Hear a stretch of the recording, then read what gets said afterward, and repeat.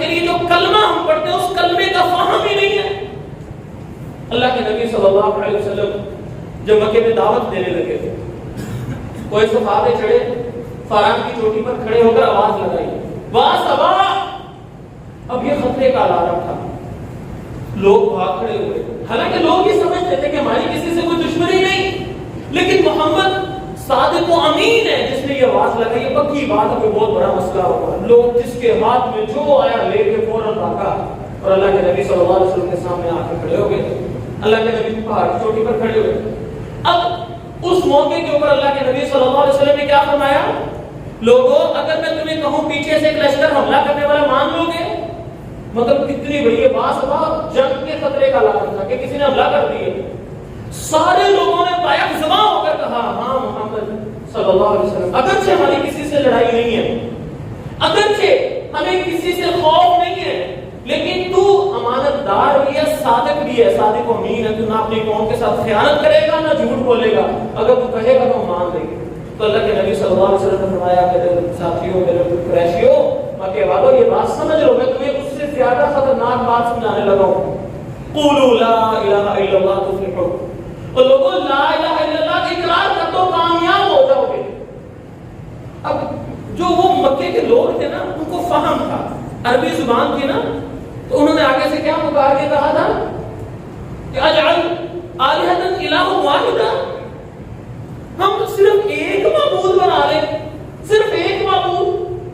مطلب چھوڑ دیں لات کو، منات کو، عزا کو، ان سب کو چھوڑ دیں، ہبل کو چھوڑ دیں، وہ 360 بت جو اپنے خانے کعبے میں رکھے وہ چھوڑ دیں، صرف ایک اللہ بنا لیں. اجعلنی الہ واحدہ، ایک اللہ. ان کو فہم تھا کہ یہ لا الہ الا اللہ کا مطلب کیا ہے. کوئی معبود نہیں ہے، کوئی معبود نہیں ہے مگر صرف ایک اللہ. لیکن بدقسمتی سے آج ہمارے قوم کو یہ بھی بات کا نہیں پتا. ہماری قوم کو فہم ہی نہیں ہے. ان لوگوں کو فہم تھا، سمجھ بوجھ تھی، اسی لیے انہوں نے کلمہ ماننے سے انکار کر دیا. جب نے نہیں ماننا اس بات کو، انکار کر دیا. 13 سال تکلیفیں، مصیبتیں، سب کچھ چلتا رہا، لیکن فہم تھا، قبول نہیں کیا. آج ہمارے پاس قبولیت تو ہے، فہم نہیں ہے. ہم میں سے ہر مسلمان کلمہ پڑھنے کے لیے تیار ہے، لیکن کلمے کا معنی، کلمے کا مفہوم کسی کو پتہ ہی نہیں ہے الا ماشاءاللہ. یہ حقیقت ہے خرابی کی وجہ ہے. یہ یقیناً خرابی کی وجہ یہاں سے شروع ہوتی ہے. ہم صحیح معنوں میں ایمان ہی نہیں لائے. حالانکہ کلمے کا فائدہ تب ہوگا جب ہمیں اس کے معنی اور مفہوم کا پتہ ہوگا اور ہم اس کو قبول کریں گے، اس کو مانیں گے، پھر اس کلمے کا فائدہ ہوگا. اور اللہ کے نبی صلی اللہ علیہ وسلم نے فرمایا کہ کائنات کی گواہیوں میں سے سب سے بڑی گواہی، سب سے بڑی گواہی یہ گواہی ہے کہ اللہ کے علاوہ کوئی عبادت کے لائق نہیں. ایک صحابی نے آگے پوچھا تھا اے اللہ کے رسول صلی اللہ علیہ وسلم سب سے بڑی گواہی کیا ہے؟ تو اللہ کے نبی صلی اللہ علیہ وسلم نے فرمایا سب سے بڑی گواہی ہے جو اللہ قرآن مجید میں خود بیان کرتے ہیں. اللہ تعالیٰ اس بات کی خود گواہی دیتے ہیں شاہد اللہ انہ لا الہ الا هو واولو العلم قائما بالقسط، کہ اللہ خود اس بات کی گواہی دیتا ہے لا الہ الا اللہ، کوئی معبود نہیں ہے مگر اللہ. لیکن ہمارے معاشرے میں آپ کسی سے کلمے کا معنی پوچھو کہ لا الہ الا اللہ کا مطلب کیا ہے، آپ کو اکثریت لوگوں کی یہ مطلب بتاتی ملے گی اللہ سے سب کچھ ہونے کا یقین، غیر اللہ سے کچھ نہ ہونے کا یقین، یہ کلمے کا مطلب ہے. آپ پوچھ کر دیکھیں، اسمائیں، اللہ سے سب کچھ ہونے کا یقین، غیر اللہ سے کچھ نہ ہونے کا یقین. اللہ کی قسم یہ کلمے کا معنی نہیں ہے. کلمے کا معنی لا الہ، کوئی معبود نہیں ہے. انکار کرنا پڑے گا، کوئی معبود نہیں ہے، کوئی داتا نہیں، کوئی گنج بخش نہیں، کوئی لال شباز قلندر نہیں، کوئی دستگیر نہیں، کوئی غوث اعظم نہیں، جتنے بھی معبود ہیں کوئی نہیں ہے، صرف ایک اللہ ہے. معبود صرف ایک اللہ ہے، جس کی عبادت کی جائے گی وہ صرف ایک اللہ ہے. یہ معنی، یہ مفہوم ہمیں نہیں پتا، اس کی صحیح طرح پیچیدگی ہمیں نہیں پتا. پھر دوسرا معنی اس کے ساتھ کیا؟ محمد رسول اللہ، کہ محمد صلی اللہ علیہ وسلم اللہ کے رسول ہیں. ہمیں اس چیز کا بھی فہم نہیں ہے. مکہ کے لوگوں کو اس چیز کا فہم تھا، ہمیں فہم نہیں ہے. کیسے؟ صلح حدیبیہ کا موقع ہے، اللہ کے نبی صلی اللہ علیہ وسلم کے پاس سہیل بن عامر آئے، آ کر شرائط طے کر دی۔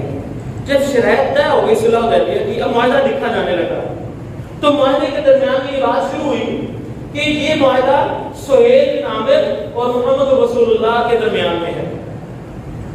تو اسی وقت سہیل بن عامر کہنے لگا کہ اگر ہم آپ کو رسول اللہ مان لیں، اگر ہم آپ کو رسول اللہ مان لیں تو پھر تو میں آپ کی پیروی کرنی پڑے گی۔ اگر ہم اس چیز کو جان لیں کہ آپ اللہ کے رسول ہیں تو پھر تو پکی بات ہے ہمیں پیروی کرنی پڑے گی۔ یہی تو ہمارے اور آپ کے درمیان اختلاف ہے، ہم آپ کو اللہ کا رسول نہیں مانتے۔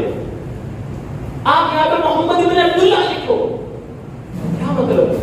وہ یہ سمجھتے تھے کہ محمد رسول اللہ کا مطلب یہ ہے کہ یہ محمد اللہ کا بھیجا ہوا ہے۔ اس کا مطلب یہ ہے کہ جس چیز کو حلال کہے گا ہمیں حلال ماننا پڑے گا، جس چیز کو حرام کہے گا ہمیں حرام ماننا پڑے گا، جس طرح کہے گا شادیاں کرنی ہے ہمیں اسی طریقے کے مطابق شادیاں کرنی پڑے گی، جس طرح کہے گا غمی کو منانا ہے ہمیں اسی طریقے کے مطابق غمی کو منانا پڑے گا، جس طرح یہ کہتا ہے لباس پہننا ہے ہمیں اسی طرح لباس پہننا پڑے گا، یہ جس طرح ہمیں کہتا ہے چہرے کو رکھنا ہے ہمیں اسی کے مطابق چہرے کو رکھنا پڑے گا، ہمارے گھر کی زندگی اس کی تعلیمات کے مطابق ہوگی، ہمارے کاروبار کی زندگی اس کی تعلیمات کے مطابق ہوگی، ہماری زندگی کا پورے کا پورا اوڑھنا بچھونا اس کی تعلیمات کے مطابق ہوگا، کیونکہ یہ رسول اللہ ہے، اللہ کا بھیجا ہوا ہے۔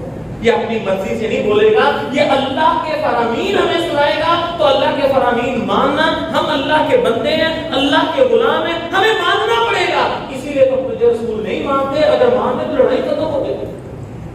وہ سمجھتے تھے، اس کا معنی کو پتا تھا۔ لیکن آج ہمارا طرز عمل کیا ہے؟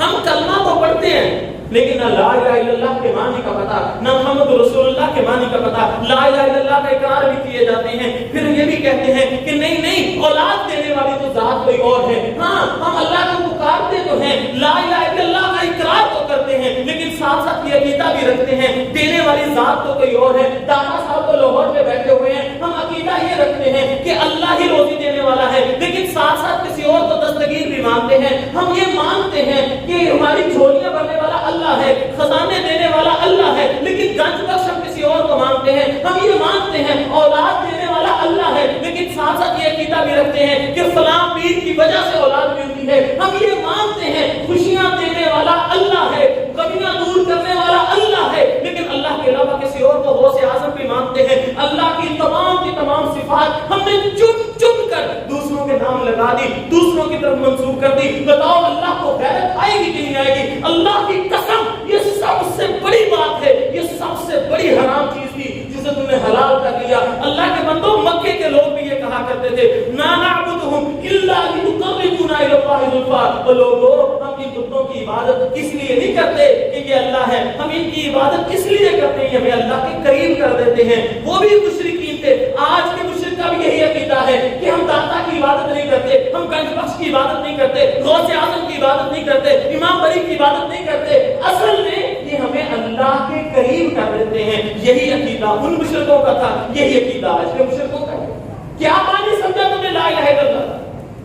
نہیں پتا تجھے لا الہ الا اللہ کا؟ اللہ کی قسم پتا ہوتا تو اللہ تعالیٰ تجھے ضرور ترقیاں عطا کرتا۔ ہم نے محمد رسول اللہ پڑھا، صحابہ کرام رضوان اللہ اجمعین نے بھی محمد رسول اللہ پڑھا۔ رسول اللہ پڑھنے کے بعد ان کے چہروں پر داڑیاں سج گئی، رسول اللہ پڑھنے کے بعد ان کا لباس اسلام کے مطابق ہو گیا، ان کا کاروبار اسلام کے مطابق ہو گیا، شراب انہوں نے پینا چھوڑ دی، سود انہوں نے چھوڑ دیا، اپنے گھر بار انہوں نے اسلام کے مطابق ڈال دیا، اپنی خوشی غمی اسلام کے مطابق ڈالی۔ لیکن آج محمد رسول اللہ ہم بھی پڑھتے ہیں، ہمیں معنی نہیں پتا، ہمیں یقین ہی نہیں ہے۔ ہم محمد رسول اللہ کہنے کے بعد بات کس کی مانتے ہیں؟ اپنے ایمان کی۔ ہم اپنے ایمان کے طور کو رسول اللہ کی حدیث پر ترجیح دیتے ہیں، ہم کلمہ رسول اللہ کا پڑھتے ہیں، لیکن جب بات ماننے کی باری آتی ہے ہم اپنے رشتہ داروں کی، اپنی ماں بہن بیٹی بیوی کی باتوں کو ترجیح دیتے ہیں۔ ساری باتیں ایک طرف، میری بیوی نے کہہ دی ہے تیرے چہرے پر داڑھی نہیں سجتی، رسول اللہ کا فرمان ایک طرف، میری بیوی کا فرمان ایک طرف ہے، کیا کروں؟ یا بات تو ٹھیک کہتے ہو، ٹھیک ہے لباس ایسا ہی ہونا چاہیے، لیکن معاشرہ اس طرح کے لباس کو قبول نہیں کرتا، وہ دقیانوس کہتا ہے۔ اسی لیے اللہ کے نبی کا فرمان دوسری طرف، کلمہ پڑھتے ہیں لیکن رشتہ داروں کی باتوں کو ترجیح دیتے ہیں، معاشرے کی باتوں کو ترجیح دیتے ہیں۔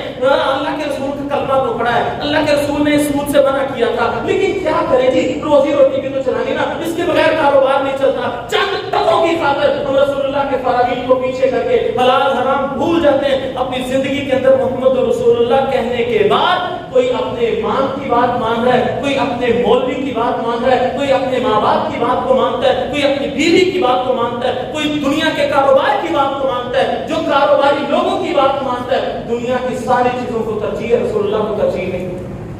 میں کیسے کہوں کہ ہم نے کلمے کا مطلب سمجھ لیا؟